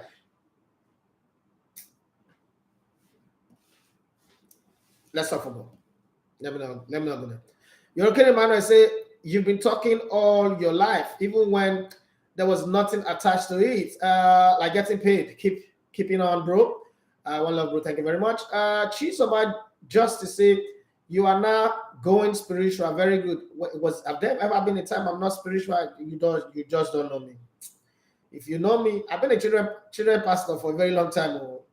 I'm a church boy, like church boy. I read that Bible that you call. Every translation you have from Genesis to Revelation, I've read the Quran from cover to cover, the Hadith from cover to cover. Like, you really think I'm just getting spiritual right now? Okay, let's just leave that. Okay, that 7 book of Moses that people are afraid to read, I read it from cover to cover. Let's say if you read that, you go Chris. The missing verses, that book, you know that book, I read it cover to cover. Let's say if you read that, you Chris. I never Chris.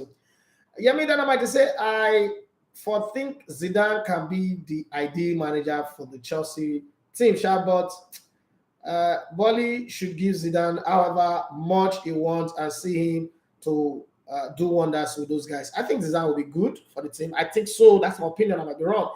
Lord Mayor say, greetings, bros. I love Jorginho signing as a good backup with a lot of experience since Brighton don't want to let go their man.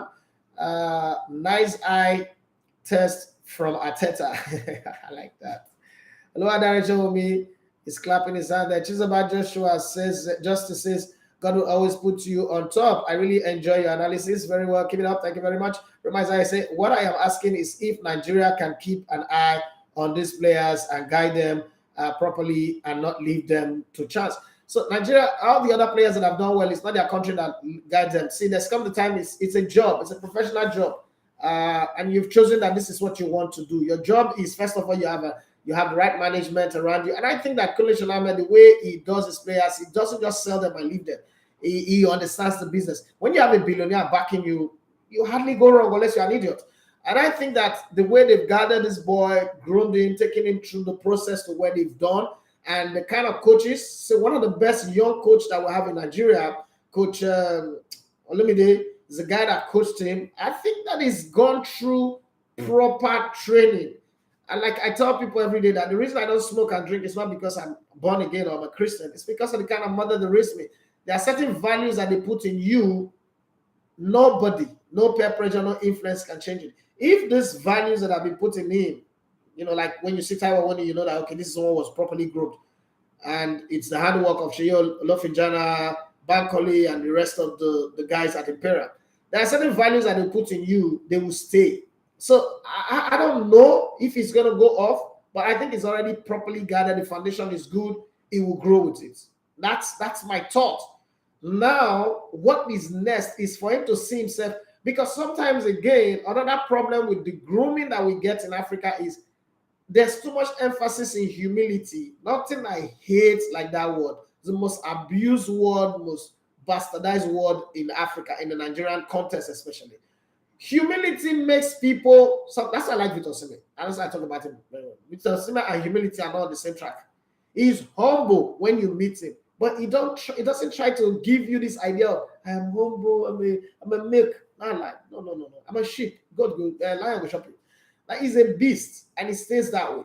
So I think that sometimes in the need of trying to impress the people who raise you and trying to be humble, they don't go out of that box. And because they don't go out of that box, it becomes a problem, because the world ahead of you is a world that requires that you shatter glass ceilings, you set new boundaries, you set new heights, and you break the rules. I remember when I came into radio, almost everybody said that I was talking different. I was all that this is not good for the industry. All of the things that they said was not good in 2004, between 2004, 2012, 2013, are the things that everybody is not trying to do. The fact that you see things ahead of people sometimes make them think that you're odd and they want to go against you. I remember when it was wrong to have tattoo on your skin. I remember when it was wrong to carry dreadlock or this, but people, you gotta be able to say, you know what, F it, I don't care. And not too many people can do that. But I think Ebenezer, I don't know, but if he keep growing the way he is, he keep learning, and then again he falls into the hands of good coaches who trust and believe him and give him a chance, because sometimes another thing that kill a player is you just put him on the bench permanently for a very long time. Because now he's gone to Europe. This is what's going to happen. The coaches will focus on homegrown player more than him, right? And then they will expect him to come in 5 minutes, 10 minutes, and perform magic. And if he doesn't do that, he knows how to play football. That's what happens in Europe. But I just think that somewhere along the line, that young man, the talent he's got, it will blow us out of the water. Let's just keep our fingers crossed and see how it goes. That's my only, wish and prayer for him anyway. Yemi Dana might say, do you still think Arsenal should go back for Casado in the summer? Yes, I think so. We already know Declan Rice is their key target for the summer. I think that Arsenal should go back because I don't think that Thomas Partey have 2 more seasons for us. So if we have a Casado, we have a Declan Rice, it's good. That's serious business. Because next season, Arsenal is going to play Champions League. We'll also try to win the league or probably defend it. But the league next season will be tough because there are clear-cut 4 teams that will battle for the league next season. And it could go to 7. So the clear-cut 4 team is number 1, Manchester United. Manchester United will be the team to beat next season. They're going to get like 4 more players in the summer, and Man United will be complete. Defensively, midfield-wise, the only good thing is the fact that Casemiro will become weaker. But that team is incredibly good. If you don't respect or fear Manchester United, you don't know football. Man City will sign 4 players and let some 4 idiots go, and that team will become a threat to everybody. Man City will play a different kind of football that we've not seen them play before. For the very first time, they will play to the strength of their strikers and not focus on their midfield. Then there is Chelsea. I don't care who you think you are. I don't care what football you think you know. Chelsea is that team you should be wary of. And then there's gonna be the Arabians with their money. And that team is going to be Newcastle. Probably if they don't change their coach, they will not be in the title race. But if they change their coach, remove Eddie Howe and bring in another good coach, it could be Zidane, it could be Luis Enrique, or it could be somebody else, then they are in the title race. Then there is Arsenal. And I was like, why are you putting Arsenal in 5th?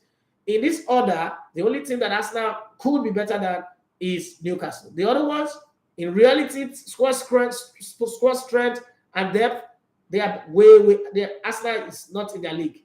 Arsenal is below them. They just don't have a good form this season. I still don't think that Tottenham Hotspur will matter anyway.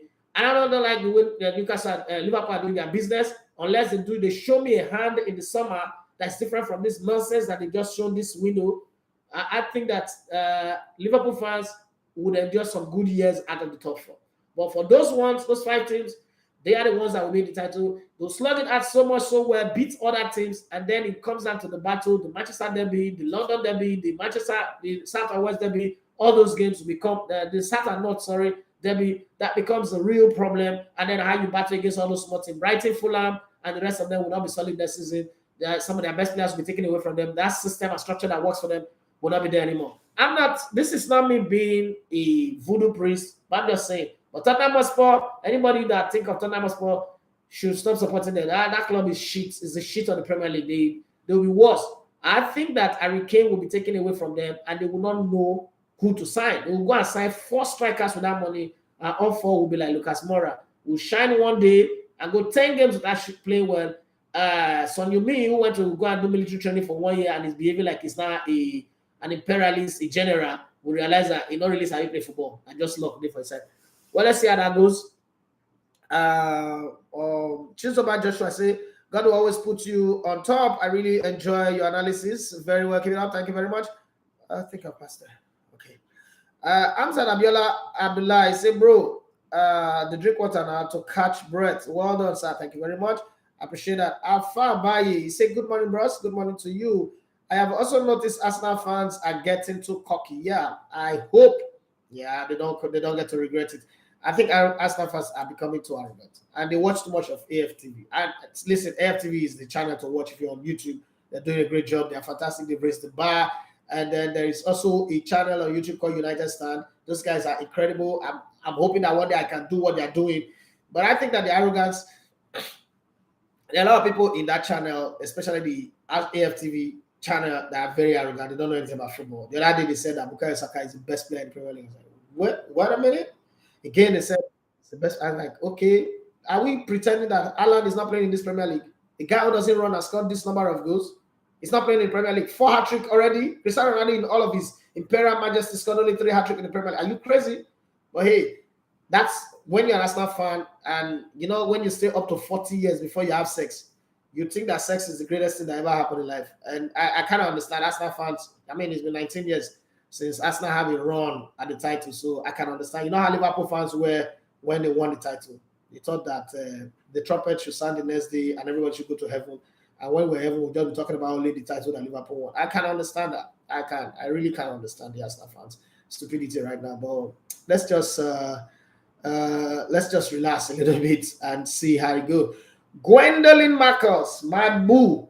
Yeah, that is going to be one of the next best sports analysts in the future. If you can follow her on Facebook and on Instagram, Gwendolyn Marcos is one person to follow. Say good morning, boss. Is the Patrick finally come here? Liverpool not sign any players, so not anything to talk. You go just come here and greet and go. He said, good morning, bros. Good morning to you. Is it Patrick? Sorry. Gordon Lemaka said, I know you hate Tottenham. Tottenham shit. I don't hate them. They're not elevated high enough for me to hate them. They are just shit. Nobody they hate shit. Shit. If you shit, finish, you flush it and forget about it. Have you ever seen anybody shit? Can you talk about shit? Say my shit was very. Nobody talk about shit. Shit is something that you can talk about the food you eat, the clothes you buy, the money you spend, the drink you drink, but not shit. Shit is shit. Nobody talk about them. They should get up. That's Tottenham. Tottenham is shit. I'm an Arsenal fan, and I've got the right to say that. Okay. It's about to say Gombe United finally get a win. The draw Kings, yes. They are counting down to when I will go and produce again. Odino Ramileko, as we wrap up, says the Town Hall Derby. Okay. Quintin, see analysis. Your brain, now fire. And thank you very much, Quintin.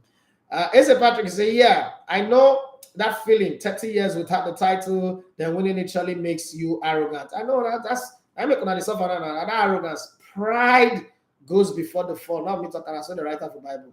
Gwendolyn Marcus say, boss, do you record these shows? Why is it on YouTube? Is that not record? Sky Potaka people, all these Potaka people, I can ask question we made a bit, slap this person. Why is it on YouTube? It's on YouTube because it's recorded. It's on Instagram because it's recorded. Let me take some of the final messages that came through on Instagram, and I pack my bags and baggages and get out of the studio right now. Jesus Christ. When I said, when I need everybody like, oh, let's even package something and send to this guy. Let me see. One guy asked me, see, all your fans are poor fans. That's all I tell you. It was painful, but it's just one of those things.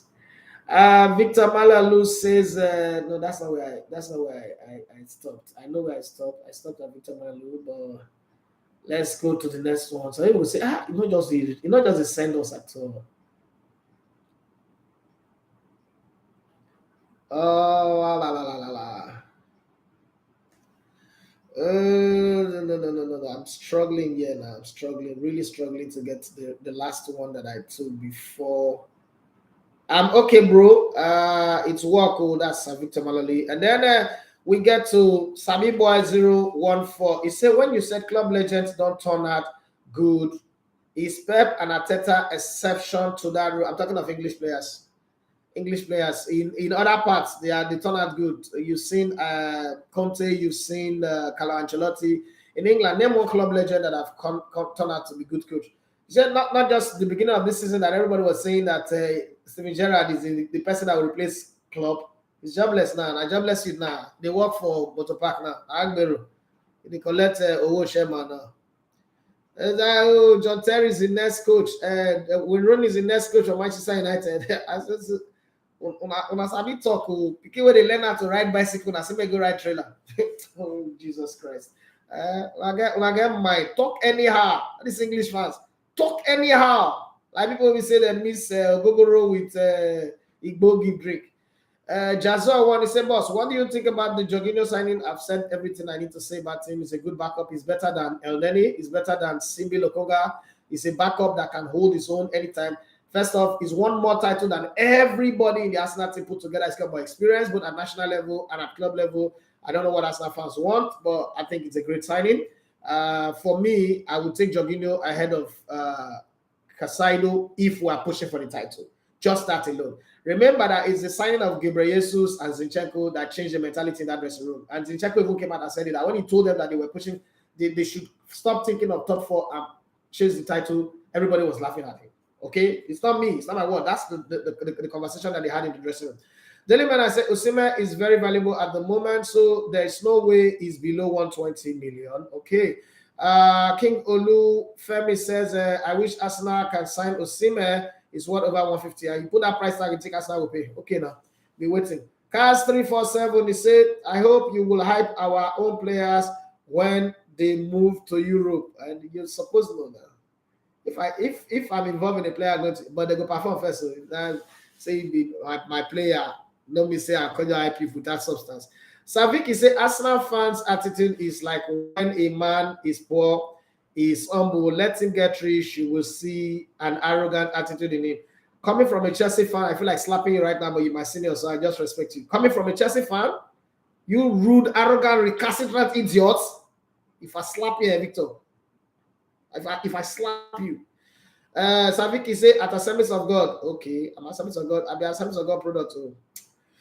Drew Uyi, my guy. That's my blood brother. That guy is changing the image of footballers across the world.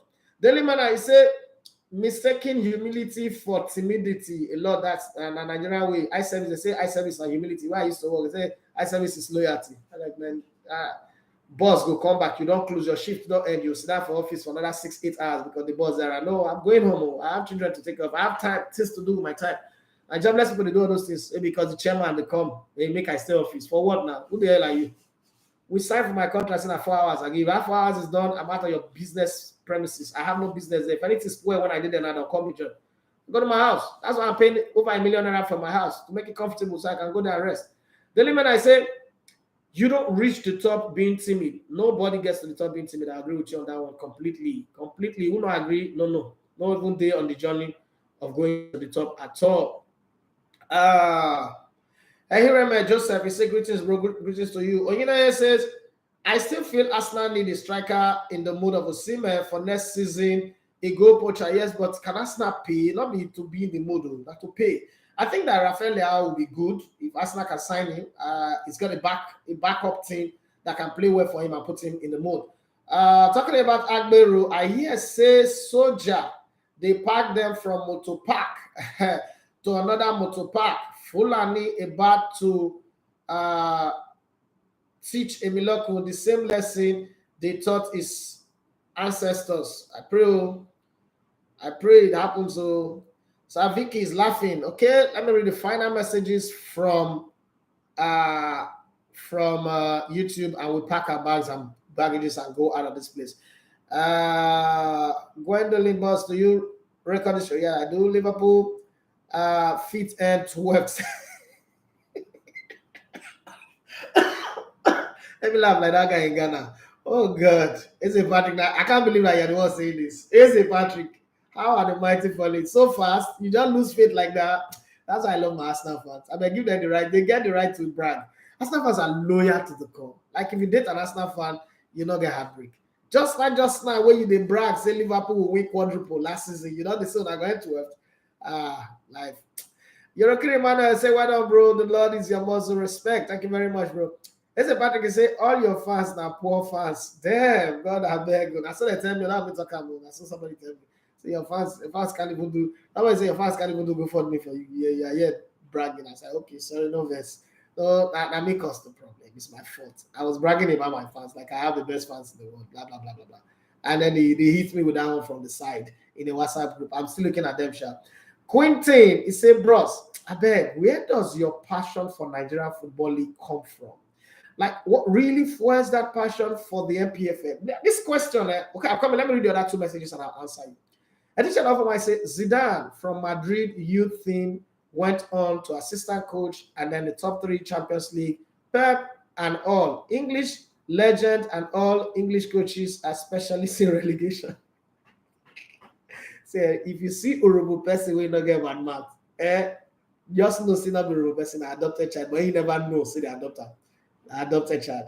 Eze Patrick say, Quentin, for me, the fact that I once played football and know a whole lot of players in the league, and I want them to have good career is what fuels my support for the league. Bros, what's yours? Okay, so let me explain mine to you. I am the only person, and I'm not saying this from a position of arrogance. I am the only person that have gone full circle in Nigerian football. I've played it, I've coached it, I've owned a team, 2 teams, especially. I was a part owner of Bisalo Football Club. I was a part owner. As a matter of fact, a lot of people, not even my family, knew that Globestar was signed over to me. That's why I was the person that was able to sell it and also moved about 28 players from Warri to Lagos. Now, I've also come into the media and I've done full circle in the media, like go from reporting it grassroots level to go become a World Cup commentator. And I am a student of the game. One of the things that I've noticed all over the world is that there is not a league or a country even that have improved because outsiders came to develop that country. Every country that have gone well, the richest country based on natural resources in the world is Congo. The poorest country in the world currently today is Congo. You know why? The people of that country have accepted slavery as their only option. Now, our own people too are also accepting slavery. And you guys in the abroad be angry with this now. Migration is the first step to slavery. It did start today. It started from the Bible. When Joseph was the prime minister of Egypt, if his brothers and his family had sense, they would have just said, let's sign a bilateral agreement. Dig a canal from Egypt to here. If you people can trek from where you are to Egypt, it means enough far. Dig a canal to us, because what they were lacking was water to farm, right? They were in the desert, in a dry and weary land where there is no water. My soul is thirsty for you. I know some of none of this song, but it's written in the Bible, it's in the South. All they needed was a canal. So Egypt water, the water of the Nile, which is the water that blessed the whole world, comes to them and they farm. And their agrarian culture grow, they get their own economy, their own GDP, and they grow. But guess what? Comfort, temporary comfort dragged them. They went to Egypt. The Pharaoh that not Joseph died, and the new Pharaoh came in who had already had plans like, man, I don't like these guys. They're like playing, they're giving birth. You know, comfort will make you the born anyhow. You're not going to learn skill, you're not going to learn trade, you're not going to learn anything. They all were a bunch of illiterate who didn't go to school. They were just, see, poor people and illiterate people know how to give them a belly. They don't need any drug. They can fire and hit target, bullseye, straight up. So they were multiplying, and a new Pharaoh came in and turned them from green card holders to slaves, straight up. The policy changed, and all green card became slave card. So it was easy to quarter them in one area, and the rest, as I say, is history. Same have always happened over time. Migration gives birth to slavery or war. There are two types of migration. The migration of British people to America, Australia, also turned the Aborigine, the people that were owners of the land, into slaves, and they were exterminated. So for me, my passion is if everybody work in their sphere of influence, they can grow that sphere of influence. And I must say that I am seeing the result. 2017, when I started this journey of, okay, we can use social media to promote our game, the game of football, people thought I was crazy. A lot of people thought I was stupid. But today, the people that said I was stupid are the ones that are buying cameras, that are running around, doing live stream, doing all this, doing short videos and the rest. I feel happy. I have influenced that. Another thing is, there is no Nigerian sport journalist. And I say this with all sense of responsibility that is respected in the international community. That includes the biggest one. And the biggest one today is Larry Zamoji. Then you put in the Omoto Igbos, you put in the Temisa. Nobody gives a fuck about them. They are shit in the eyes of the international community. Let me tell you something that happened in 2010, and that was the day I knew that we are all rubbish. In 2010, a certain presenter from Sky Super Sports, his name is Thomas Lambo, the shortest man presenting sports anywhere in the world, was coming to Nigeria. All Nigerian sports editors went to the airport, lined up to welcome short man Thomas Lambo. Thomas Lambo is not Tommy Smith. It's not anybody. It's just a bloody presenter who works for a TV station. But Nigerians, both owners of radio stations, owners of TV stations, editors, senior editors, correspondents, all lined up at the airport and were running after this short man. That was the day I told myself that, nah, I can never be like these stupid people. These guys are foolish people. How can a presenter? Because what he was is also what I was at Brilla at the time. And when he came into the station, I was just looking at him. Everybody was running after the guys. And we're starting Kinaku. Now South Africa was hosting the World Cup, I agree. But we didn't need South Africa to get market access. Super Eagles qualify for the World Cup, it means that the Coca-Colas of this world, the MasterCard, the Pepsi, everybody will put their brands on your radio. So why were everybody queuing around that guy? Because it was our mindset. We have a slave mindset. So I said to myself that if we can change the way we see our players and the sports industry, and don't forget that the people in the media, and I've had this conversation with Charles Amazodo recently, the people in the media are at the bottom of the food chain. So look at Guillermo Balague, bloody nobody. But because he wrote a book about Pep Guardiola, he became a 40 million euro man. He's not so big that if you want to interview him, you have to apply. His team would have to scrutinize you, check your numbers, and agree for you to interview Guillermo Balague. What did he do? He followed Pep as a player, followed him as a youth coach, and then wrote a book about him. John Cross wrote a book about Arsene Wenger, even though Arsene Wenger didn't sign up on the book, and then John Cross lead a media campaign against Arsene Wenger. But those are the things that make them big.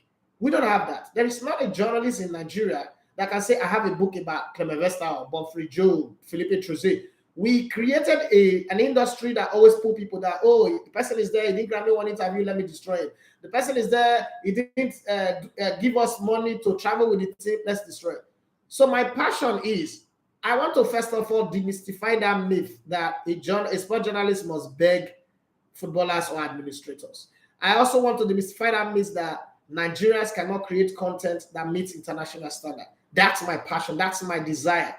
And I'm taking it one day at a time, one content at a time. Might not be there yet, but I'm seeing people doing what I'm doing. I'm seeing players, some young players are listening. Look at what Tolu Arokodare and his team are doing. I'm seeing that our football players and even administrators are changing. We don't need to fight about age of players anymore. Automatically, the age grade thing, now we're no longer cheating at age grade anymore. We are not normal. That's the age thing at not normalized. And branding is improving. It's not going to happen overnight. Somebody's going to take the baton after me. And it's going to go because when I get to 50, 55, I'm not sure I'm going to be doing all this again. I should be settled. I'm traveling around the world with my wife and probably my kids and seeing the world from a different perspective. But that desire to make sure that there's an ecosystem, there's an industry. For now, football is not an industry. It's just a charity. That's why you will hear people who you think are supposed to know, like a Gordon Akana, for instance, tell you that we take the boys on the street, we give them food 2 times a day. That's shit, okay? That's ignorant. What we have in the sporting industry is a deficit of knowledge. And I've gotten tired of criticizing people, so I want to show people how it is done. And that's what drives my passion. Because TD said in his book, Reposition Yourself, that if people know better, they will do better. And let me give you a very typical example. When Martin Luther King walked the face of this earth, and he was dragging people and having a dream that his 3 little children will not be judged by the color of their skin, but by the content of their character. Martin Luther King sent more people into slavery than he freed. But people did not know. Black people did not need equality. Don't need to sit on the same bus with white people. Black people needed to own their own businesses, their own banks, their own school, their own shopping mall, their own bus line, and enter their own bus. The requirement of the bus is to take it from point A to point B, not to sit with a white man in the same bus. It doesn't change anything, because even if you sit next to a white man still thinks is superior to you. But they spend those years looking for that. That's why they're still killing people till today, black people till today, because the people who were their leaders then led them wrongly. I don't want to lead people wrongly, but I want to show people that, look, oh, you can be bigger, you can be better. A player from Nigeria can be sold for $10 million if we put the packaging right, if we present them right. I can confidently say that people like Omar, myself, and a few other people have made Osimhen larger than life. But we can do that with 10, 20, 40, 50 other Nigerian players, and they will be larger than life. And it is Nigerian economy that will be better for it. Not be all of us go Japan. Some of us want to stay here, want to build real estate here, want to be 4,500 company here, want to raise empires here. And the only way to do it is to convert the sports industry from, give me small thing, to an industry. Like Dangote is benefiting from an industry. Like the musicians, Davido, Wizkid, this one that this was an Tiwa Savage, Burna Boy, Tenny, and the rest of them are benefiting from an industry. That industry came about because a certain Idris Abdulkarim fought 50 cents on a plane some years ago. It might not make sense now what we're doing, because then too Nigerians were insulting Idris Abdulkarim, but that was the game changer, right? So some of us are going to be the game changer. We might not get appreciated or celebrated for it, but the industry will change and everybody will be happy. I hope that explanation has done it for you. Somebody's always going to be the Jesus Christ that will carry the cross from Owerri to Calvary. Might not be appreciated, might be nailed and killed, but that guy will be the game changer. I hope that explains it for you guys, and I think I'm taking much of your time. I gotta go now. Do well to subscribe to this channel. That's the only appreciation you can do, and get other people. If you like what you're watching here, invite other people to be part of it and get them to subscribe to our channel. But then once again, it's a David Manchester. I've had a good time. I don't know about you guys, but this is how I move. And last few messages that came in. Eze Patrick said, "Chai Congo," and then Kutin was clapping his hand. Eze Patrick said, "But boss, what could be the cause of this mindset in Africa, slavery, and the desire, we like to pull ourselves down. We like to destroy our own very much, but it would change." You see, the thing that I learned is that when I was on the other side, there was only one model of operation: criticize people and pull them down. We were not showing example. I said something one day in one meeting, and people look at me like I was rude. I said, we criticize everybody, but we are not open to criticism. Do you know the people who fear criticism the most in Nigeria? Sports journalists. Try criticize one, they would raise hell, but they criticize everybody. We show everybody how to do things, but we don't do those things that we show people how to do. So it's always good to find the balance. Now it's the time for us. That's why I got respect for people like Andrew Randa, Toby Adepoju, what they do, and the host of this new generation, because they're changing, their mindset is changing. A lot more will change and will be better for it. Miracle Prince say, you and who wants stay back? It's me. That's not none of the business. If you want to go, nobody's stopping you. I don't have your name, or no problem. You don't need to have my name. Nigeria is my country. There's a reason why I'm here. And for those of you who want to Japan, first off, I've been to 52 countries and back, and I'm still traveling. But I don't want to travel to anywhere and go and start there and go and be cleaning old people's diapers and cleaning sheets and say the environment is good. I don't want to go to a shopping mall for free internet and snap picture and put on social media. I want to be me. My name is Idafi Matthew. People call me the Lagos One Sports. If you don't want to stay in Nigeria, it's just a business. One day, the question I always ask people is, all these foreigners that are bringing their money to come and invest here, what are they saying? Because these people don't go to Afghanistan, Somalia, Lebanon to go and invest. Why are they coming here to invest? There must be something that they are saying that we're not saying. I just don't want us to get to be like Congo before we realize it. Have a wonderful day, guys. And I got to go. Peter 9 says, we need your app on Apple Store. We're working on it. There's nothing I can do. I spent 3.2 million on that already. I'm not going to put one more cover. When it's ready, it's going to be ready. Thank you and have yourself a wonderful day. Let's do this again tomorrow for the Friday edition. Bye-bye.